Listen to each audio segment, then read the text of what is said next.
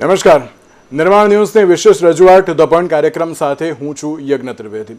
દર્શક મિત્રો, આજે ધ પોઈન્ટ કાર્યક્રમમાં એક મહત્વપૂર્ણ મુદ્દાને લઈને ચર્ચા કરવી છે.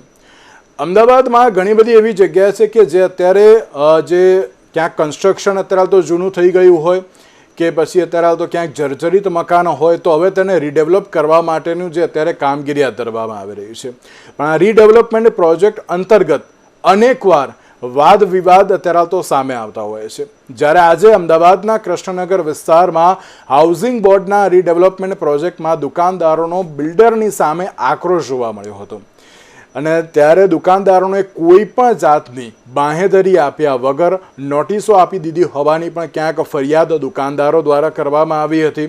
તો બીજી બાજુ બિલ્ડર દ્વારા પણ ધમકી આપવામાં આવી હતી કે આ પ્રકારની જે પરિસ્થિતિ જોવા મળી રહી છે, જો દુકાનદાર અત્યારે તો દુકાન ખાલી નહીં કરે તો પણ અમે તેમણે ધમકી પણ આપી હતી કે તરતના તરત અત્યારે દુકાન ખાલી કરો. તો બીજી બાજુ દુકાનદારે કહ્યું કે ના, નોટિસ વગર અમે કેવી રીતે દુકાન ખાલી કરી શકીએ, અમને કોઈ ઓલ્ટરનેટ જગ્યાની પણ તેમના દ્વારા માંગ કરવામાં આવી હતી, પરંતુ એ પણ ના જોવા મળી. એટલે આખરે રીડેવલપમેન્ટનો અત્યારે જે એક પ્રોજેક્ટ છે એ અત્યારે વાદ વિવાદ સુધી આવી પહોંચ્યો છે. જાહેર જનતા દ્વારા પણ ક્યાંક એક જ સવાલ કરવામાં આવી રહ્યા છે કે જ્યારે આ પ્રકારના રીડેવલપમેન્ટ પ્રોજેક્ટ આવતા હોય છે ત્યારે પહેલાં બહુ સારી વાતો કરવામાં આવતી હોય છે અને પછી જે વાસ્તવિકતા હોય છે એ ક્યાંક અલગ જ જોવા મળતી હોય છે. ત્યારે તમામ મુદ્દાઓ પર આજે આપણે ચર્ચા વિચારણા કરવી છે. આ ચર્ચા વિચારણા કરવા માટે અમારી સાથે જોડી ગયા છે વિનોદભાઈ ચૌહાણ કે જેઓ નાગરિક સેવા સંગઠનના કન્વીનર છે, ભાવેશભાઈ બારોટ કે જેઓ એડવોકેટ છે, સંજયસિંહ પરમાર આપણી સાથે જોડી ગયા છે કે જેઓ અમદાવાદના કૃષ્ણનગર વિસ્તારના સ્થાનિક રહીશ છે, અને સાથે સાથે કિશનભાઈ ચકવાવાલા આપણી સાથે જોડી ગયા છે કે જેઓ ગુજરાત હાઉસિંગ બોર્ડ રીડેવલપમેન્ટ મેટરના એડવોકેટ છે. આપ સર્વેનું સૌથી પહેલા તો સ્વાગત છે. Thank you. વિનોદભાઈ, જ્યારે આ આખી બાબતની આપણે વાત કરીએ તો જે પ્રમાણે ટેન્ડર આપવામાં આવતું હોય છે અને જે આખી બધી બાબતો જે જોવા મળતી હોય છે, ટેન્ડર અંગે અત્યારે તો પહેલાં માહિતી આપો. આ કયા પ્રકારની પરિસ્થિતિ હતી, શું ટેન્ડર આપવામાં આવ્યું, તેમાં કઈ અત્યારે તો બાબતો હતી?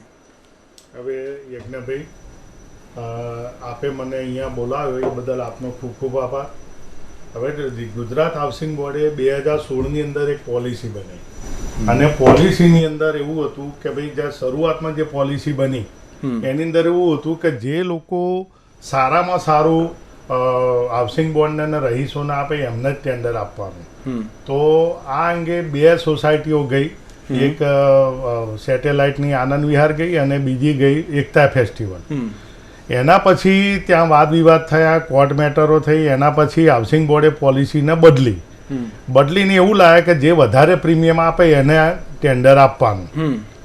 એના પછી 2-4 સોસાયટીઓ એમાં પણ ગઈ, પોઝિટિવ પ્રીમિયમમાં ગઈ. એના પછી એવું કંઈક બન્યું કે એવા કોઈ વ્યક્તિઓનું આગમન થયું કે જેને લઈને માઇનસમાં ટેન્ડરો હલાવવાનું ચાલુ થયું. હવે માઇનસમાં ટેન્ડર હલાવવાનું ચાલુ થયું એટલે એને ટીડીઆર મળે એટલે બધા વાદ વિવાદ ઊભા થાય. હવે નવું સમજી લો કે જે ટેન્ડરની જે બહાર પાડવાની જે પ્રક્રિયા છે એમાં 3 હિસ્સા પાડવામાં આવે છે. એક હિસ્સો જૂના રહીશનો, બીજો હિસ્સો હાઉસિંગ બોર્ડનો અને ત્રીજો હિસ્સો બિલ્ડરનો.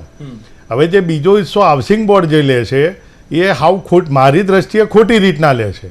કારણ કે 99+98 વર્ષ માટે એમણે લીડ ડીડના પૈસા લઈ લીધેલા છે, જમીનના પૈસા લઈ લીધા છે અમારી પાસેથી.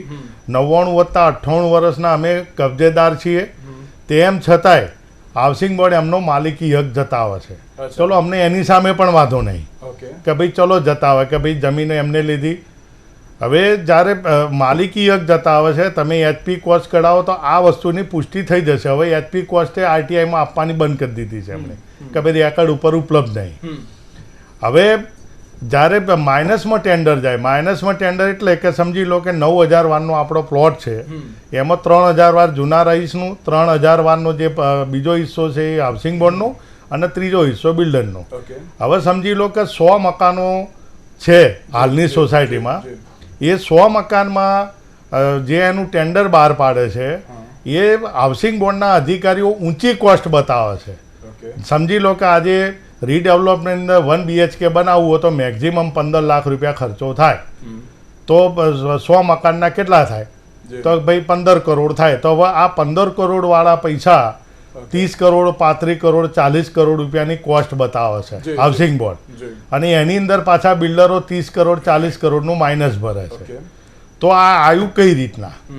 તો આ બહુ મોટું કૌભાંડ છે, અને આ કૌભાંડની આપણે આવેદનપત્રો બી આલ્યા છે ને જી, એની જી. તપાસ બી ચાલુ છે. ઓકે ઓકે પોલિસી તો ક્યાંક અત્યારે સારી હોય છે તેવી બાબત કહેવામાં આવતી હોય છે. તો ભાવેશભાઈ, પોલિસી સારી તો પછી આક્રોશ અને વિરોધ કેમ? કારણ કે ગુજરાત હાઉસિંગ બોર્ડની રચના સામાન્ય માણસને મકાન મળી રહે, અને આ જે મકાનો ને આ દુકાનો છે બધા રહીશો તે દુકાનવાળા 30 વર્ષથી રહેતા હોય છે, મકાનવાળા રહેતા હોય છે. અમારા જે આ હાઉસિંગની સ્કીમ છે એની જોડે જ 500 મીટર દૂર બીજી એક સ્કીમ પડી છે, ત્યાં હાઉસિંગના જ મકાન છે, આ જ પ્રકારની સ્કીમ છે, પણ બિલ્ડર અલગ છે. ત્યાં એ બિલ્ડર 18,000 રૂપિયા ભાડું આપે છે. અમારી જે અમારી સોસાયટી તેની ચારી બાજુ રોડ છે, જ્યારે ઓલી જે સ્કીમ છે અંદર છે, તેમ છતાં એ 18,000 ભાડું આપે છે. દરેક રૂમમાં એક એસી પણ આપે છે, બીજી ફેસિલિટી આપે છે. અમારે ત્યાં બેઝમેન્ટ પાર્કિંગ નથી. આજે કોઈ પણ બિલ્ડિંગ બનાવી હોય બેઝમેન્ટ પાર્કિંગ ના હોય તો ગવર્મેન્ટ એને પરમિશન નથી આપતી. પણ ક્યાંક ને ક્યાંક અમે આરટીઆઈ પણ કરીએ છીએ ગુજરાત હાઉસિંગ બોર્ડમાં. ગુજરાત હાઉસિંગ બોર્ડ પબ્લિકની એક ટ્રસ્ટ છે કે એક સંસ્થા છે, પણ તેમ છતાં અમને કોઈ ફાયદારી કે અમને કોઈ સાંભળવામાં નથી આવતા, આરટીઆઈને જવાબ નથી આપવામાં આવતા. અમે અપીલ કરીએ તો એની પણ નોટિસો અમને તારીખ પછીની આપવામાં આવે છે. અત્યારે જે દુકાનવાળાને જે નોટિસ આપવામાં આવી છે, એ દુકાનમાં પાણી વેડીએ તો બાજુની દુકાનમાં જાય ને ત્યાં નોટિસ નથી આપવામાં આવી, કારણ કે એ રીડેવલપમેન્ટમાં નથી ગઈ. એટલે ક્યાંક ને ક્યાંક માત્ર ને માત્ર બિલ્ડરને ફાયદો કરવા માટે થઈને હાઉસિંગ બોર્ડ ગવર્મેન્ટ સંસ્થા છે, પબ્લિક હિતની સંસ્થા છે કે બિલ્ડરની એ ખબર નથી પડતી. કૃષ્ણનગર હાઉસિંગ કોલોનીમાં ઓછામાં ઓછા 150 ફ્લેટ છે, વિંગ છે. એમાં આ જે ફ્લેટ છે એના સિવાયની બીજી દુકાનો જોવામાં આવે તો આ જેટલી દુકાનો આપણે દેખાય છે સ્ક્રીન ઉપર, એની સામે વોકિંગ એટલે એક ડગલે ને પગલે દુકાનો છે, ત્યાં ક્યાંય તોડવા માટેની કે ઇલીગલી નોટિસ આપવામાં આવી નથી કે આ તમારી આટલા વર્ષ જૂનું બાંધકામ છે કે આ ખોટી રીતે બનાવી છે. અને બીજું કે આ જ પ્રોપર્ટી ખાલી કરવા માટે થઈને નોટિસો આપવામાં આવે છે, ને આ હાઉસિંગ હજુ આપી નથી અને પેલા બિલ્ડર ખાલી કરાવવા આવી જાય છે કે જેને કોઈ રાઇટ જ નથી. એટલે જ્યાં એક્સ્ટ્રા બાંધકામ હતું ત્યાં નોટિસ આપવામાં આવી છે, ત્યાં આપવામાં આવી છે. પણ આ પ્રકારનું એક્સ્ટ્રા બાંધકામ 150 ફ્લેટોમાં છે. પણ અત્યારે જે ફ્લેટો છે એ 5 જ ફ્લેટ છે કે જેમાં આ રીડેવલપની સ્કીમ આવી છે. એ ફ્લેટ ખાલી થાય અને એને તોડવામાં આવે, એના માટે આ જે ફ્લેટોમાં જે દુકાનદારો છે એને જ ખાલી કરાવવામાં આવી છે. આખા કૃષ્ણનગરમાં ક્યાંય બીજે નહીં. અને આ લોકોએ 30 વર્ષ 20 વર્ષ 25 વર્ષથી ભાડવા માલિક છે દુકાનના, 5 દિન સુધી એમને ખાલી કરવા કે તમારું બાંધકામ ઇનલીગલી છે કોઈ નોટિસ આપવામાં નથી. આ દરેક ટેક્સ બિલ ભરે, લાઇટ બિલ ભરે, રિટર્ન ભરે, જીએસટી ભરે, બરાબર, જીએસટી નંબર પણ વેરીફાઈ થાય છે, બેંક સ્ટેટમેન્ટમાં પણ એમનું જે આ એડ્રેસ આવે છે. તો આ ઇનલીગલી કઈ રીતે ગણાય? એટલે જ્યારે રીડેવલપમેન્ટનો પ્રોજેક્ટ આવ્યો ત્યારે જ ઇલીગલી ત્યારે જ ઇનલીગલી ગણાય છે. ત્યાં સુધી આખી સ્કીમ તમે 100 વર્ષ થશે તો પણ નહીં ગણાય. અને આ બધી સ્કીમ અમને 99 વર્ષના એમના કહેવા પ્રમાણે ભાડા પટ્ટે આપી તો અમારું હજુ 99 વર્ષ થયું જ નથી. મકાન માલિકને 99 વર્ષ નથી થયા, અને મકાન માલિકે દુકાન બનાવીને આપી છે તો એ પણ એની પ્રોપર્ટી છે, અને એના જે પૈસા ભરવાના થાય એ ભરવા માટે પણ લોકો તૈયાર છે. ઓકે સંજયસિંહ, આ વિરોધ કેમ? તો જી સર, બોલ સર. જી સંજયસિંહ, અત્યારે જે આ વિરોધ કરવામાં આવી રહ્યો છે અને આક્રોશ જોવા મળી રહ્યો છે એ કેમ? એમાં સાહેબ કેવું છે કે બધું અજાણ બહાર થયું છે, બરાબર. કોઈને કોઈ બી બિલ્ડરે છે ને કોઈ દુકાનદારને કહ્યું નથી કે ભાઈ મારે તમારે આ જે દુકાન તમે અમે એલોટમેન્ટ કરી છે તમારે લેવી છે, કેમનું છે, ભાવ કઈ રીતે કેમના શું છે, કોઈ જાણ બહાર કરે પણ બધી દુકાનો બરાબર આ લોકો સેલ કરી નાખી છે. કોઈ બી દુકાનદારને સામેથી પૂછ્યું નથી કે અમે જે આ મૂકી છે દુકાનો તમારે પરચેસ કરવી છે. જ્યારે બિલ્ડર આવ્યા ત્યારે તમારી કોઈ રજા મંજૂરી લેવામાં આવી હતી? કોઈ સંગઠન બનાવવામાં આવ્યું હતું ત્યાં? કશું નહીં, કોઈ માહિતી નહીં. પહેલા છે ને ફક્ત પ્રોજેક્ટ અમારો સ્ટીલ ઉપર હતું, બરાબર, ફક્ત ફ્લેટ જ બનાવવાના છે. અને એ પ્રોજેક્ટમાં એ પ્રોજેક્ટમાં આપ અત્યારે તો કઈ રીતે વર્ક કરી રહ્યા હતા? એ ફક્ત અમને ખાલી પ્રોજેક્ટ બતાવે, ફક્ત દુકાનો ને સ્થાનિકોની જે માંગો હતી એ તમે અત્યારે તો ત્યાં એમને પહોંચાડી હતી? હા, પહોંચાડી હતી. તો તમે ત્યાં ઉપપ્રમુખ કેવી રીતે બન્યા? મને ઉપપ્રમુખ છે ને આ લોકો મારા ફ્લેટ પૂરતું હતું સાહેબ. હું જે ઉપપ્રમુખ બન્યો હતો ને મારા ફ્લેટ પૂરતું હતું. પછી આ લોકોએ કમિટી ચેન્જ કરી. પછી જે કમિટી ચેન્જ કરી એમાં મને કોઈ આઈડિયા નહીં. એટલે અત્યારે તમે ઉપપ્રમુખ નથી એમ? ઉપપ્રમુખ તરીકે મને રાખ્યો છે એમને. અત્યારે ઉપપ્રમુખ છો આપ અત્યારે? હા, ફ્લેટમાં મારા ફ્લેટ પૂરતો જ હતો, પણ પછી આ લોકો છે ને હાજી એમને તમે ઉપપ્રમુખ હતા તો તમારી જાણ બહાર બધું અત્યારે થઈ ગયું? આ જાણ બહાર થયેલું છે. તો તમે ઉપપ્રમુખ એમ નહીં, તમે ઉપપ્રમુખ હતા, તમને ખબર તો હશે ને કે ના અત્યારે જે કોઈ બિલ્ડર આવ્યા હતા તો તેમની સાથે તમે કોઈ તો વાતચીત કરી હશે ને સ્થાનિકો વતી? ના, અમારી પાસે કોઈ રજૂઆત થઈ હતી નહીં, ખાલી પ્રમુખ અને સેક્રેટરી જોડે રજૂઆત થઈ ખજાનજી, બરાબર. એ પછી 2 વખત તો આ લોકો કમિટી ચેન્જ કરી, પછી આ લોકોએ 2 વખત કમિટી ચેન્જ કરી, એ પછી અમને કોઈ જાણ બી નથી કરી. એમ નહીં, તમે જે એસોસિએશન જે તમે બનાવ્યું હતું એને કોઈ રજીસ્ટ્રેશન તેનું કરાવ્યું હતું, તેની કોઈ મીટિંગ થઈ હતી ત્યાં? ના ના ના, એ પહેલા ખાલી ઔપચારિક મિટિંગો બધી થઈ હતી. હા, તો એ વખતે એમ તો એ વખતે કોઈ ચર્ચા થઈ હતી આ બાબતની? ના ના ના, એ બાબતે દુકાનોની કોઈ ચર્ચા થઈ નથી. પછી આ લોકો રજીસ્ટ્રેશન કર્યું એસોસિએશનનું, બરાબર, પર્સનલી એસોસિએશનનું રજીસ્ટ્રેશન કર્યું. પછી આ લોકો તો આ બધી બાબત ઉપપ્રમુખની જાણની બહાર જ થઈ છે એવું કહેવા માંગો છો? હા, જાણ બહાર તો પછી એમ નહીં, તો પછી કોઈ ત્યાં સ્થાનિકોની જે મીટિંગ થઈ હોય, આપને ઉપપ્રમુખ બનાયા છે આપના ફ્લેટના, તો સ્થાનિકો આપને પણ રજૂઆત ના કરી, તમને પણ કઈ ખબર નથી આમાં? નથી સાહેબ, મને કોઈ તો સંજયભાઈ એમ નહીં, તો ઉપપ્રમુખ છો એટલે પછી કઈક તો અત્યારે જવાબદારી હશે ને? જવાબદારીમાં મારી પાસે કોઈ અત્યારે કોઈ હોદ્દો નથી, કોઈ જવાબદારી નથી. ફક્ત એમ નહીં, તમે ઉપપ્રમુખ છો એસોસિએશનના, તો તમને એ વખતે કઈ ખબર તો હશે ને કોઈ બાબતની? કોઈ બાબતમાં આ લોકોએ પર્સનલ 2 થી 3 વખત મીટિંગો કરી, એમાં બી મને એમાં તમે નતા? મને કોઈ જાણ, હા ના, પછી આ લોકોએ પર્સનલ મીટિંગો કરી છે, એ પછી બી અમને અમારા જે બીજા ઉપપ્રમુખ હતા ને, બીજા 5-1 જણા છે, એમની બી કોઈ જાણ કરી નથી. નવા સભ્યો જે લીધા કારોબારી, બરાબર, એ બી એમને જાણ થઈ નથી. અમારી પાસે જે 15-17 લગભગ 20 જેવા છે કારોબારી સભ્યો, અને 5 આ છે બરાબર ઉપપ્રમુખો અને સેક્રેટરી, ખજાનજી અને પ્રમુખ. આ લોકો અમે પર્સનલ ક્યારે બી મીટિંગ અમારી થઈ નથી. અચ્છા, ઓકે. કિશનભાઈ, અમારી આ લોકો જોડે અમારી જોડે કોઈ મુલાકાત થઈ નથી. જે નવા ચહેરા આવ્યા છે એ લોકોને અમે બી જોઈ શક્યા નથી અને અમને બી જોઈ શક્યા નથી. અચ્છા, ઓકે. કિશનભાઈ, આખી બાબત આપે જાણી, અને જે પ્રમાણે સંજયભાઈ પણ જે સ્થાનિક એસોસિએશનના ઉપપ્રમુખ છે, પરંતુ એ પણ એમ કહી રહ્યા છે કે ના અમારી જાણ બહાર અત્યારે તો થઈ રહ્યું છે. એક બાજુ આ ઇલીગલની બાબત પણ અત્યારે જોવા મળી રહી છે, દુકાનદારોને ક્યાંક ધમકીઓ પણ આપવામાં આવી રહી છે. આખી બાબતને આપ પણ કઈ રીતે જોઈ રહ્યા છો? યજ્ઞભાઈ, આખી આમાં વાતમાં એવું છે કે જે સંજયસિંહ જેમ કહી રહ્યા છે ને, એવા તમામ હું ઓછામાં ઓછા 10 થી વધારે રીડેવલપમેન્ટ વાળી જે સોસાયટીઓ છે, જે હાઉસિંગ બોર્ડના તાબામાં આવતી હોય, તેઓના વિરોધમાં અમે હાઈકોર્ટમાં બી ગયેલા છીએ, તથા સિટી સિવિલ કોર્ટમાં બી મારા દાવા પેન્ડિંગ છે. આ આખી સમગ્ર જે સિચ્યુએશન કે પરિસ્થિતિ ઊભી થાય છે ને, એમાં કેવું છે કે હોસ્ટાઇલ ટેક ઓવર થઈ જાય છે. જ્યારે કે પ્રમુખ હોય, ઉપપ્રમુખ હોય, સેક્રેટરી હોય, ખજાનચી હોય, ખાલી હોદ્દા અને પદ પૂરતા જ રહે છે. તેમને કોઈ માહિતી આપવામાં આવતી નથી, રહીશોને કોઈ માહિતી આપવામાં આવતી નથી સહેજ પણ. અને મારું પર્સનલી એવું માનવું છે કે આમાં પરિસ્થિતિ કેવી નિર્મય છે કે જ્યાં સરકારી બાબુઓ વેપારી થઈ ગયા છે, ત્યાં પ્રજા ભિખારી થઈ જાય તેવી સ્થિતિનું સર્જન થવામાં આવ્યું છે અહીંયા આગળ. હું તમને જણાવું કે જે આ જે રીડેવલપમેન્ટની આખી વાત થાય છે, એમાં ધારો કે 1970માં કે 1980માં જે બી દસ્તાવેજો થયા, હું આપની એક વાતથી અસહમત છું કે આ એક લીઝ ડીડ છે. ના, આઈ એમ સોરી, આ લીઝ ડીડ નહીં, આ એક કન્વેયન્સ ડીડ છે. હું એનું ટાઇટલ ને બધું લઈને બેઠો છું મારી સાથે. કન્વેયન્સ ડીડ એટલે શું કે ટ્રાન્સફર ઓફ પ્રોપર્ટી થયેલી છે. એમાં ના એક પણ રહીશે કોઈ ભાડું આપવાનું છે, ના ફ્યુચરમાં 99 વર્ષ પછી બી નથી આપવાનું. આ કાયમી ભાડાપટ્ટા, જાથુનો ભાડાપટ્ટો કહેવાય તે મુજબની પોલિસી છે, જેને કન્વેયન્સ ડીડ નામ આપવામાં આવ્યું છે. એટલે આમાં હાઉસિંગ બોર્ડનો કે બિલ્ડરનો કોઈ હક અધિકાર જ નથી. અને ખરેખરમાં આ બહુ એક પ્રશ્નવાળી વાત છે કે કઈ રીતે કોઈ પણ બિલ્ડર, હું આજે માલિક છું, હું આજે રહીશ છું, 1970-80માં મેં રજીસ્ટર દસ્તાવેજથી આ મારી પ્રોપર્ટી મારા નામે થયેલી છે, તો કોઈ બિલ્ડર આવીને મને કઈ રીતે કહી શકે કે આ તમારું કન્સ્ટ્રક્શન ઇલીગલ છે કે લીગલ છે?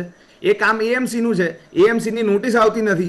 આ મેટરમાં કશે બી હાઉસિંગ બોર્ડને કોઈ હક અધિકાર કે કોઈ લેણા કે કોઈ પૈસા અમારી પાસેથી ઉપજાવવાના, કાં તો અમારી જગ્યા પરથી કોઈ બી 1 રૂપિયો બી કમાવાનો કોઈ હક અધિકાર રહેતો નથી કન્વેયન્સ ડીડમાં.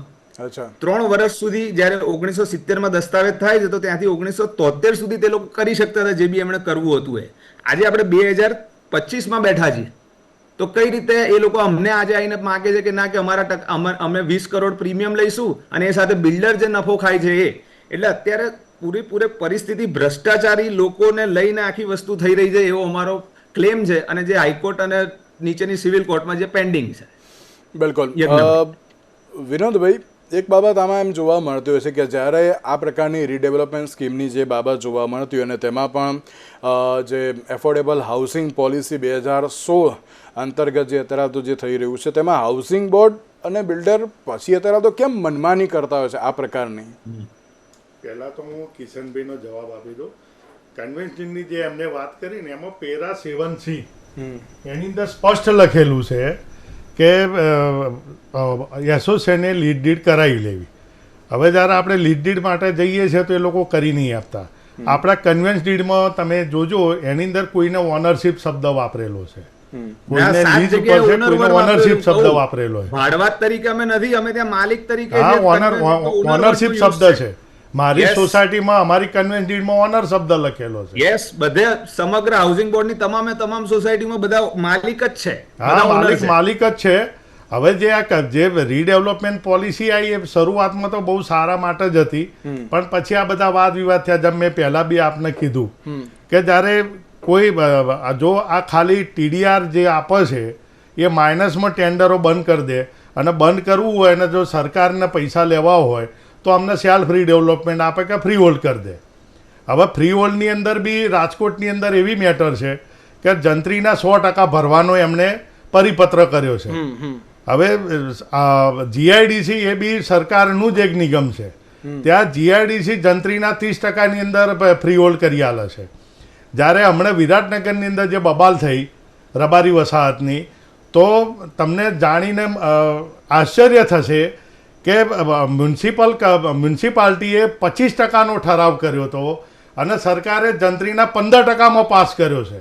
કોઈ તો 15% હોય તો 25% કરે, ત્યાં ઉલટું થયું છે. જો ત્યાં તમે 15%માં જંત્રીના 15%માં ફ્રી હોલ્ડ કરી શકતા હોય તો રાજકોટની અંદર જે પ્લોટ લેવલ છે કે બંગલા છે એ ફ્રી હોલ્ડ કરવાનો જંત્રીનો લેટર કેમ રદ નહીં કરતા? ત્યાંના 2 ધારાસભ્યો રમેશભાઈ ટીલાળા અને દર્શનાબેનને લઈને ઘણીવાર રજૂઆતો કરી, હું બી સાથે ગયેલો છું, પણ કોઈ ઉપલા લેવલે સાંભળતું જ નહીં કે નહીં એ સામાન્ય પરિપત્ર રદ કરતા. અને ત્યાં મકાનો બનાવવા હોય ને તો ફરજિયાત કરેલું છે કે તમે ફ્રી હોલ્ડ કરાવો પછી જ તમને મંજૂરી મળશે. મ્યુનિસિપાલિટી આવા લેટર આલે છે. ત્યાં રાજકોટમાં અશોકભાઈ કામદાર કરીને છે, એમણે ત્યાં લેટરો લખ્યા છે ને એમને જવાબ મળ્યા, એમના પ્લાન પાસ નહીં કર્યા કે ભાઈ તમે હાઉસિંગ બોર્ડમાં જાઓ, પૈસા ભરો, ફ્રી હોલ્ડ કરાવો, પછી જ થશે. તો આવી પરિસ્થિતિ જે નિર્માણ પામી છે એને અટકાવવું હોય તો તમે બધાને સેલ્ફ રીડેવલપમેન્ટ કરી દો. મહત્તમ 40% જે કાર્પેટના છે એના લઘુત્તમ 40% કરી દો. પછી એક જે સ્વિસ ચેનલ જે એકતા ફેસ્ટિવલ શાસ્ત્રીનગરમાં બન્યું એ સ્વિસ ચેનલથી બન્યું. સ્વિસ ચેનલ ચાલુ કરો તો સોસાયટીને બિલ્ડર લાવવાની પરવાનગી મળે. તો આવા બધા ઘણા મુદ્દાની અમે રજૂઆતો કરેલી જ છે, પણ સરકાર કોઈ પગલાં લેતું નહીં. કારણ કે આજે TDR જે આવ્યો છે એ જો TDR બંધ કરી દે, માઇનસના ટેન્ડરો બંધ કરે તો જ આની પર સરકારને પૈસા મળે એમ છે. બિલકુલ બિલકુલ. આ સાથે યજ્ઞભાઈ હજી એક હું એક કાયદાની પાયાની એક વાત કરું. 1970 અને 80માં અગર સરકારી માણસે હાઉસિંગ બોર્ડ જે સરકાર કહેવાય તેમણે અગર મને કન્વેયન્સ ડીડ કે લીઝ ડીડ કે સેલ ડીડ મને કરી આપ્યો, હવે એ લીઝ ડીડ 2016ની પોલિસી અનુયાયીને કઈ રીતે ચાલી શકે? જે મને વાયદા સરકારે કર્યા 1970માં, 1980માં, 1990માં પૂરેપૂરી રકમ મેળવીને મેં કોઈ વાયોલેશન નથી કર્યું, તો સબસિક્વન્ટ પોલિસી જે 2016માં જેનું ઉત્પાદન થયું એ પોલિસી ક્યારે પણ રેટ્રોસ્પેક્ટિવ ઇફેક્ટમાં લાગુ ના પડે. તે કાયદા પાયાનો કાયદો છે. એની પર ઉપર જઈને અત્યારે હાઉસિંગ બોર્ડ સોસાયટીઓ, ગુજરાત હાઉસિંગ બોર્ડ તથા બિલ્ડરો એકબીજાની સાતગાંઠમાં અને ભ્રષ્ટાચારમાં આખું તંત્ર ચલાવી રહ્યા છે, જે એક સ્કેન્ડલ અને એક સ્કેમ છે ખૂબ જ મોટો. જી બિલકુલ બિલકુલ. જે વિનોદભાઈ એક જ મિનિટ. સંજયભાઈ, આજે અત્યારે આખી બાબત જોવા મળી, આજે વિરોધ થયો અને હવે ક્યાંક જે બિલ્ડર વિરુદ્ધ અત્યારે કાર્યવાહીની પણ બાબત છે. સ્થાનિકો અત્યારે તો કઈ રીતે ત્યાં રજૂઆત કરી હતી કોઈ આ પ્રકારની આ બાબતે બિલ્ડરને અથવા તો કોર્પોરેશનમાં ક્યાંય પણ?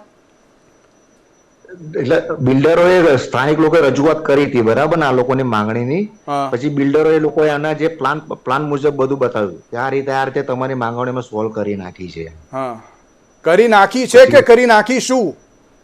કરી નાખીશું. એટલે પત્રક આ લોકોએ બહાર પાડ્યું કે તમે જે માંગણીઓ માંગી છે ને કે ભાઈ સોલર છે, ફલાણું ઢીકણું, આ તે, બરાબર, સ્ટ્રીટ લાઇટ, સિક્યુરિટી કે 2 લિફ્ટ, કે તમારી માંગણીઓ બધી અમે છે ને પૂરી કરી નાખી અને 40%નો વધારો આપીશું તમને. એમ નહીં સંજયભાઈ, તો હવે હજુ ફરી એકવાર જે આજે અત્યારે તો ધમકીઓ પણ આપવામાં આવી છે તેવી પણ બાબત જોવા મળી રહી છે, તો હજુ હવે તમે કોઈ કોન્ટેક્ટ કરવાનો ટ્રાય કર્યો કે નહીં? સર ગઈકાલે એક અમારા એક રહીશ હતા, એને જે દુકાન હતી દુકાન ઉપર એવો કોલ આવ્યો હતો કે ભાઈ તમે દુકાન ખાલી કરી નાખજો 5 તારીખ પહેલા. હા એ રીતેનો કોલ એની પર કોલ ગયો હતો એમ. એમ નહીં તો પછી એમ નહીં તો તમારી કોઈ અત્યારે બિલ્ડર જોડે કેવી રીતે કોઈ પણ વ્યક્તિ જોડે વાત થઈ ખરી? ના ના ના ના કોઈ વાત થઈ નથી મારે. અચ્છા ઓકે. ભાવેશભાઈ આપે કોઈ રજૂઆત કરી આ બાબતને લઈને? Hello sir. ત્યારથી હું મારું પોતાનું મકાન પણ ત્યાં છે, ઓફિસ પણ ત્યાં છે, ત્યારથી અમે અવારનવાર પીએમથી સીએમથી લઈ અને ગુજરાત હાઉસિંગ બોર્ડમાં અનેકવાર રજૂઆતો લિખિતમાં કરી છે, આરટીઆઈ માંગી છે, આરટીઆઈના જવાબ નથી મળ્યા, આરટીઆઈમાં અપીલ કરવાઈ છે. અપીલમાં પણ કેવું કે 10 તારીખે મારે અપીલ છે તો હાજર રહેવું, એ અપીલની નોટિસ મને 13 તારીખે પોસ્ટ કરવામાં આવે, એટલે મારે જે હાજર રહેવાનું એના 3 દિવસ પછી પોસ્ટ કરવામાં આવે, એ મને 15 તારીખે મળે. એની પણ મેં ફરિયાદ કરી છે. અને બીજું કે જ્યારે આ ટેન્ડર બહાર પડ્યું એ પછી આ સંયુક્ત ટેન્ડર પાડવામાં આવ્યું છે, અમારી કોઈની સંમતિ લેખિત કે મૌખિક લેવામાં નથી આવી. ટેન્ડર બહાર પડ્યા પછી પણ અમે અવારનવાર રજૂઆત કરવા છતાં ક્યારે કોઈ એવો એસોસિએશન નથી બન્યું જ્યાં સુધી જનરલ મિટિંગ ના બને ત્યાં સુધી ચેરમેન સેક્રેટરી નક્કી થાય નહીં. આ જે ચેરમેન સેક્રેટરી અગાઉ કોઈ અમારા ત્યાં એસોસિએશન નહોતું, જૂનું એસોસિએશન નહોતું. આ જે એસોસિએશન છે બિલ્ડર દ્વારા બનાવવામાં આવ્યું છે. જેમ હમણાં જ આ સંજયભાઈએ કીધું કે કશું જાણતા નથી, હવે એ એસોસિએશનમાં એમને ઉપપ્રમુખ બનાવવામાં આવે છે. આવા ઘણા લોકો છે. એક બીજા બેન છે કે એમને પણ એવું કીધું છે કે મને તો ખબર નથી, મેં ખાલી ફોટોનો આધાર કાર્ડ આપ્યો. હવે જ્યારે કોઈ પણ એગ્રીમેન્ટ જ્યારે એસોસિએશનનો બન્યો હોય ત્યારે હાઉસિંગ બોર્ડ, એસોસિએશન અને બિલ્ડર ત્રણેના જે એગ્રીમેન્ટની કોપી અમને જ્યારે અત્યારે નોટિસ આપવામાં આવી છે એની જોડે હાઉસિંગ બોર્ડ તરફથી આપવામાં આવી છે કે 9 તારીખે તમે રિપ્લાય ફાઇલ કરો, ત્યારે ખબર પડી કે આ ગાંધીભાઈ એમાં ઉપપ્રમુખ છે, બીજા બધા ઘણા બધા આમાં પ્રમુખ ને બધા છે. એટલે આ લોકો ક્યારે પ્રમુખ બનાયા, આવું એસોસિએશન ક્યારે રજીસ્ટર થયું? આખા એસોસિએશન 300 પબ્લિક રહે છે, 300 મકાનમાંથી કોઈને ખબર જ નથી. આ માત્ર ને માત્ર બિલ્ડરે જે ઊભું કરેલું એક એસોસિએશન છે. બીજું કે આ જ્યારે નોટરી કરવું પડે ત્યારે નોટરી હાજર હોવા જોઈએ, બિલ્ડર હાજર હોવા જોઈએ, જનરલ મિટિંગ થાય, જનરલ મિટિંગમાં ચેરમેન સેક્રેટરી બધા નક્કી કરવામાં આવે. પણ અમારા ત્યાં આવું કશું થતું નથી. બિલ્ડર ક્યાંક ને ક્યાંક આપણે કાલે સંવિધાન દિવસ, બંધારણ દિવસ હતો, પણ આ બધો બંધારણ ગોળીને પી જાય એવું લાગે છે. અને એમને નથી ખબર, એમને આ અમારી ભાઈ કોપી આવી, અમે કોપી વાયરલ કરી એટલે એમને ખબર પડી કે આ મારું નામ ખોટી રીતે અહીંયા આવ્યું છે. એમનું નામનું અગાઉનું જે એગ્રીમેન્ટ છે એમની જોડે છે, એમાં લિસ્ટ છે આખું, એમાંના કોઈ નામ નથી. એટલે સંજયભાઈ પણ પોતે કહે છે કે મને કંઈ ખબર નથી ને આવી કોઈ જર્નલ નથી થઈ, અને એમને જ્યારે સહી કરી ત્યારે કોઈ અવેલેબલ નહોતું. બરાબર. એટલે આ ક્યાંક ને ક્યાંક એમઓયુ પણ થાય છે ને, તો એમઓયુ ની કોપી પણ પબ્લિકને નથી આપતા ને એમઓયુમાં ખાલી જગ્યા રાખવામાં તમને કયું મકાન મળશે. એટલે ક્યાંક ને ક્યાંક બધા જોડે વિશ્વાસઘાત થઈ રહ્યો છે. વિનોદભાઈ, આ એક બાબત નથી, ઘણી બધી બાબત આવી બનતી હોય છે જ્યારે ગુજરાતમાં અલગ અલગ જે હાઉસિંગ બોર્ડની હોય કે પછી અલગ કોઈ પણ અત્યારે રીડેવલપમેન્ટની બાબત હોય, તો પછી હવે આ બધી જે બાબતોમાં ક્યાંક ઉગ્રતા જોવા મળતી હોય છે, આક્રોશ અત્યારે જોવા, જે ધમકીઓની બાબત, તો આ બધા એટલે કે હાઉસિંગ બોર્ડ હોય કે પછી અત્યારે જે બિલ્ડર હોય એમને અંકુશમાં લાવવા માટેની કોઈ ઓથોરિટી છે ખરી? હા છે ને, નોડલ એજન્સી અને સ્ક્રુટિની કમિટી આ લોકોએ બનાવેલી છે. મેં અત્યાર સુધી અમે 154 થી વધારે આરટીઆઈ કરી છે અને ઘણા બધા પુરાવા આપણે એકત્ર કર્યા. હવે નોડલ એજન્સીનું કે એનું કોઈ એડ્રેસ આપવામાં આપતા નહીં. મેં ઘણી વાર માગ્યું પણ આપતા નહીં. ત્યાં છે, ત્યાં રજૂઆત કરો તો સાંભળવું એ પડે. હવે એના ઓપ્શનની અંદર અત્યારે બધે માનવ અધિકારમાં ફરિયાદો થવાની ચાલુ થઈ ગઈ છે. જે આજની ઘટના જે બની એ સીધી માનવ અધિકારનો ભંગ જ છે. હવે માનવ અધિકારમાં એમની સોસાયટીમાંથી ફરિયાદ થઈ જ છે. હવે ત્યાં બી એમને જવાબ આપવો જ પડશે. પણ જે આપે જે પહેલા સવાલ કર્યો રીડેવલપમેન્ટ પોલિસીનો, તો પોલિસી એફોર્ડેબલ હાઉસિંગની છે. અને મેં એક આઈટીઆઈ કરી હતી કલેક્ટરમાં, તો હું અપીલની અંદર જીત્યો ને જ્યારે મેં જમીન સંપાદનની અંદર રેકર્ડ તપાસણી માટે 3 દિવસ સુધી 5-5 કલાક બેઠો હતો, તો ત્યાં મેં બધા રેકર્ડ 1962 થી 2008 સુધીના મેં જોયા. તો ઈડબ્લ્યુએસ, એલઆઈજી અને એમઆઈજી માટે જ જમીન સંપાદનો થઈ છે. જ્યારે એફોર્ડેબલ હાઉસિંગ જે પોલિસી છે એ એફોર્ડેબલ હાઉસિંગની છે. હવે એચઆઈજી નામની કોઈ કેટેગરી જ નહીં. જે કોમર્શિયલ કોમ્પ્લેક્સો જે બનાવ્યા છે એ બી ખોટી રીતના જ બનેલા છે. હવે જ્યારે મેં એફોર્ડેબલ હાઉસિંગમાં એક આરટીઆઈ કરી, જે એફોર્ડેબલ મિશન છે કે જેણે આ પોલિસી બનાવી, ત્યાં મેં એક આરટીઆઈ કરી કે ભાઈ આ એફોર્ડેબલની વ્યાખ્યા શું, કેટલા મીટર સુધીના મકાન બની શકે. તો એ મારી આરટીઆઈ અવડામાં આવી અને અવડાવાળાએ મને જવાબ આપ્યો કે 80 કે 90 મીટરના જ મકાનો બની શકે. જ્યારે એચઆઈજી કેટેગરીમાં 100 ઉપરના મીટરના મકાનો બનવાના છે. અને એ જે રહ્યો એટલે એફોર્ડેબલ આવશે જે પોલિસી રહી એનો સીધો ભંગ થાય છે. ઓકે. બીજું આ જે જૂની સોસાયટીઓ છે એ બધી રહેણાંકની છે. જી જી. હવે રહેણાંકમાંથી જો અત્યારે શું છે કે જે આપણે આઈટીઆઈ કરીએ તો કે ભાઈ જે કોમર્શિયલ બને છે એ GDCR મુજબ બને. તો બરોબર છે, પોલિસીમાં લખેલું છે કે GDCR મુજબ કામ કરવું અને GDCR મુજબ 10% એ લોકો કોમર્શિયલ કરી શકે. પણ ક્યારે કે એમને કલેક્ટરમાંથી હેતુફેર ફરજિયાત કરાવવો પડે. એનેક્સ રીડેવલપમેન્ટ પોલિસીના એનેક્સ એમાં 3.3 ના આમાં સ્પષ્ટ લખેલું છે કે વધતી FSI સરકારી નિયંત્રણ હેઠળ વાપરી શકશે. અને 3.3 ના બમાં સ્પષ્ટ લખેલું છે કે વધે જે ડેવલપર એના મકાન બનાવશે એ 99 વર્ષના ભાડા પટ્ટે બનાવશે. પણ જ્યારે બિલ્ડર અત્યારે અમને જાણવા મળ્યું છે, પુરાવા બી એકત્ર કર્યા છે એક સોસાયટીના, તો એ લોકો ફ્રી હોલ્ડના મકાનો બનાવી રહ્યા છે અને ફ્રી હોલ્ડના બાનાખત કરી રહ્યા છે. અને આની બી ફરિયાદો મેં જે તે વિભાગમાં મેં કરી જ છે. ઓકે. હવે કિશનભાઈ એક 30 સેકન્ડ આપું છું. હવે આનું સોલ્યુશન શું કિશનભાઈ? સોલ્યુશન આનું એ છે કે એક જાગૃત નાગરિક જે કાયદો સાથે લઈને ચાલે તેવો વ્યક્તિ જો ઠાની લે ને કે એની જોડે હું પોતાની જોડે કશું જ ખોટું નહીં થવા દઉં, જે કોર્ટમાં જવા ગભરાય નહીં, ભલે સામે હાઉસિંગ બોર્ડ હોય, સામે સરકાર હોય કે સામે કોઈ બી મોટો બિલ્ડર હોય, પણ એક વ્યક્તિ જો આ જે કાયદાને લઈને ચાલે તેઓ જો કોર્ટમાં પહોંચી જાય ને તો આ બધું રોકાઈ જાય, કે પોલીસ સ્ટેશનના દાદરે ચડી જાય તો આ બધું રોકાઈ જાય. પણ એનામાં એવું સ્વાભિમાન હોવી જોઈએ, એવી હિંમત હોવી જોઈએ. બસ. બિલકુલ. આપ સર્વે અમારી સાથે જોડાયા, આપ સર્વેનો ખૂબ ખૂબ આભાર. દર્શક મિત્રો, હવે જોવાનું એ રહ્યું કે જે પ્રમાણે કૃષ્ણનગરના વિવાદની જે બાબતો હવે સામે આવી છે, રીડેવલપમેન્ટની જે બાબતને લઈને હવે આગામી સમયમાં કેવી રીતની કાર્યવાહી થાય છે તે તો આવનારો સમય જ બતાવશે. આજના વિશેષ કાર્યક્રમ અમને આપશે. નમસ્કાર.